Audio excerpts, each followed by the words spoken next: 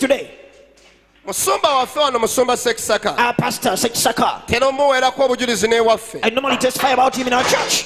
nali nkooye church I was tired of the church. nga tuli emutundwe A while at Mutundwe, nga ntuula katebe nga gwe bw'otudde I was sitting in a chair just like you, nga siraba kivaayo not seeing anything. ne bamwaniriza ku lunaku olwo And he was welcomed that day ng'ali mu mbeera ye wamma yeeyo when he was really in a bad condition. n'ayogera obujulizi bwe And he spoke out his testimony. baabatuuzaako ne mu saaviisi wakati One time they married them to sit in the middle of the service nga famire as a family, ne babasonderayo ekyokulya and they collected money to buy them bread. n'aweereza mu saaviisi kwolwo And he ministered in the service of that day. lwe lunaku olwali lwagala okunzija mu church That is the day which wanted to take me from the church. era najja ku lunaku olwo nga nsazeewo nziruke enkome And I came that day deciding to run away after. bwe yabuulira When he preached, n'ayogera embeera gy'ayitamu he spoke about the condition he was facing ne yesu gy'amugye and where Jesus has brought him from.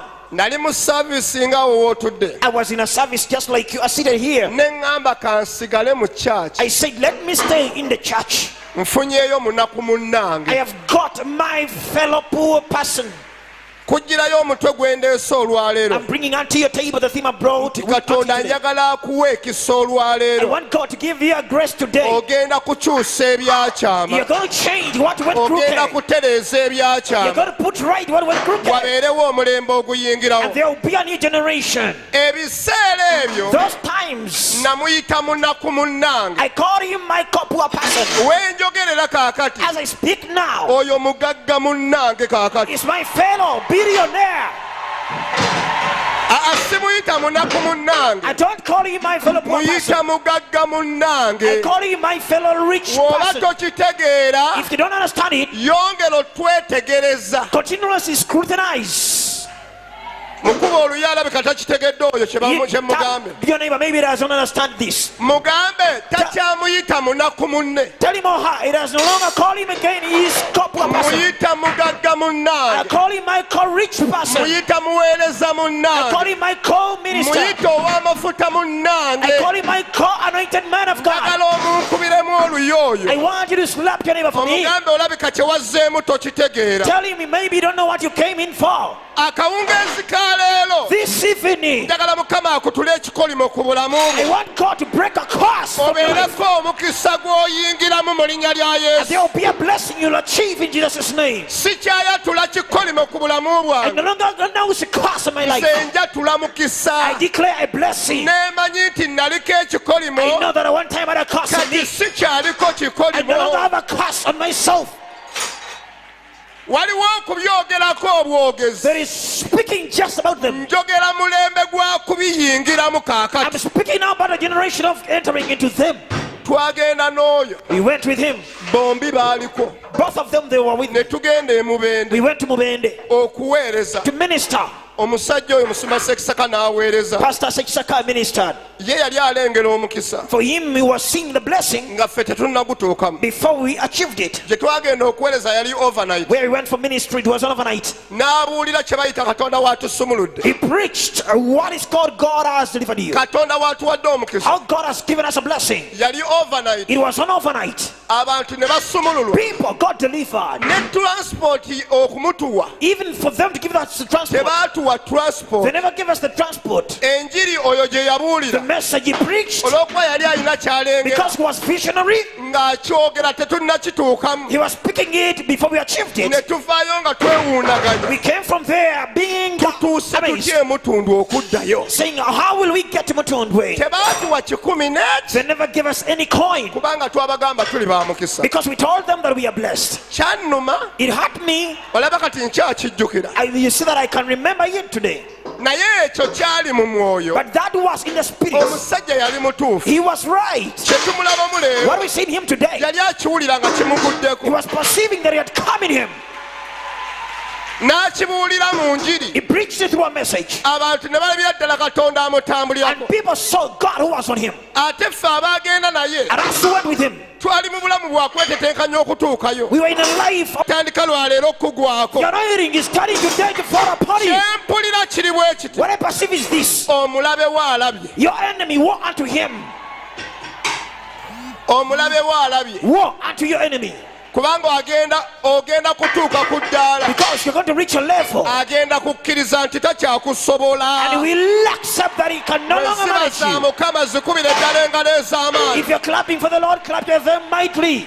ekikolimo The cause, bwe nkitunuulira when I look at bwe it, bayita obulamu obw'okubonaabona that is the life of suffering. y'embeera ekutambulirako It is a condition which monitors you. osobola okubeera mu You mbeera can be in a condition, neeva mu kugisirikiranga ggwe and it goes from you being silent of it, neetandika n'okweyanika eri abakulaba and it starts displaying itself unto those watching you. bwe kikutandikako ekikolimo When a curse starts to affect you, okugyako ng'ozze ewa kristo except when you come back to Christ, yasobola it okkikwambulako is him who can take it from you, embeera n'eryoka and ekyuka the body condition stabilizes. waliwo abamu There are some, ng'ekikolimo kino kikutambuliddeko when this curse has followed you, kireese ekivume ku bulamu it has brought a reproach on your life. kikoze obujulizi It has obw'amaanyi made powerful testimonies. abamu n'abeewammwe gy'oli tebamanyiiyo Some, even your relatives, don't know where you are.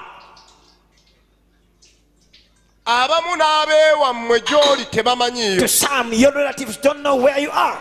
naye nga mbeera But it's yeekusindiikiriza because of a bad condition on you. oyagala olabe ng'okivaamu You want to see means of naye getting out of it. ng'ebintu bigaanye But when things are failing, bw'aba kristo yagenda ku if musalaba Christ went onto the cross afuuke ekikolimo ku to lwaffe become a curse for us, njagala buli kikolimo kyonna ekibadde I kikyakulemeddeko want every curse which was on you tukitunuulize amaanyi to g'omusalaba make it face the power of the kirina cross. kutuka lwa mpaka It must break by force.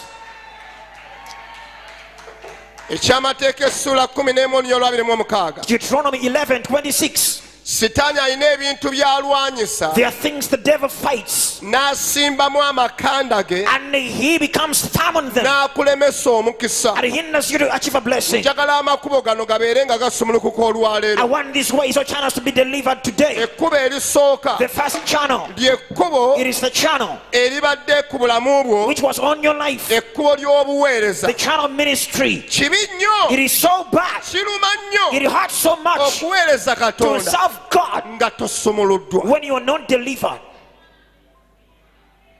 mu buweereza mulimu omukisa In ministry, there is a blessing, ate bw'omala okusumulwa mu kikolimo and after you're delivered from the curse, tobeera mu bulamu bwa kulafuubana you don't be in a life of struggling. otandika okulaba okubeera mu bulamu nga otambulira ebintu bigonda bugonzi You start to move a life of easy things. waliwo abaliko okuyitibwa There are some who have callings on them.